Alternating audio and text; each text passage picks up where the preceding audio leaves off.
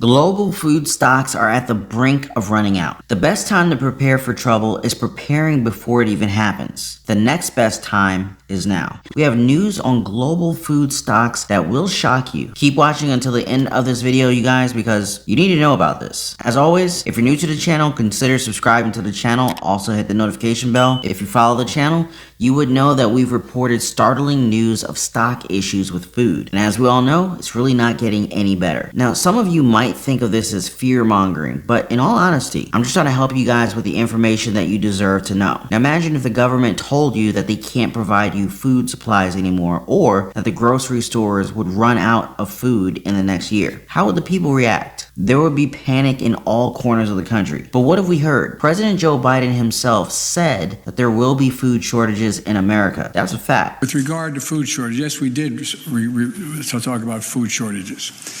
And it's going to be real. The price of these sanctions is not just imposed upon Russia.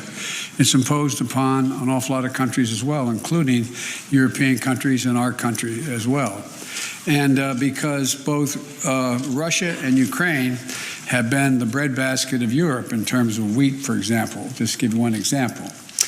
But we had a long discussion in the G7 with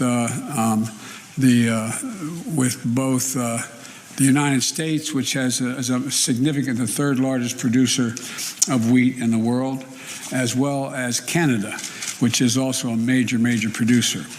And we both talked about how we could increase and disseminate more rapidly food shortages. There you go. Do we have time? Barely, but the goal is not to be scared. It's to be prepared. Hey, that kind of rhymed pretty good. So Rob Capito, president of BlackRock, an investment firm, he said that an entire generation is going to be shocked by the coming shortages. He predicts that the average American household will pay $433 more per month due to inflation. According to Capito, quote, "For the first time, this generation is going to go into a store and not be able to just get whatever they want. And we have a very entitled generation that has never had to sacrifice. I would put on your seatbelts because this is something that we haven't seen," end quote. But what does a guy whose net worth is $400 million know about us, right? Well, even economists are warning us of the same thing. Andrew Husby and Anna Wong, economists of Bloomberg, they said that the average American should save up to $5,200 this year in preparation for higher prices. But who the heck has an extra $5,200 to be able to just save, right? That totals about $433 extra per month. Quote, "The excess savings built over the pandemic and increases in wages will cushion those costs and allow spending to expand at a decent pace this year. But accelerated depletion of savings will increase the urgency for those staying on the sidelines to join in the labor force, and the resulting increase in labor supply will likely dampen wage growth," end quote. So what can we do now, right? Stock up on what you can. That's the main goal at this point. As the West sanctioned Russia, it also sanctioned itself as well. Both Russia and Ukraine supply about 1/3 of the world's wheat supply, and with the conflict still going on, Ukrainian farmers are defending their land, and with Russia, well, most of what they can provide globally has been banned. It's kind of like we cannot catch a break because this is what the UN or the United Nations said about the war. This war in Ukraine is creating the greatest global food crisis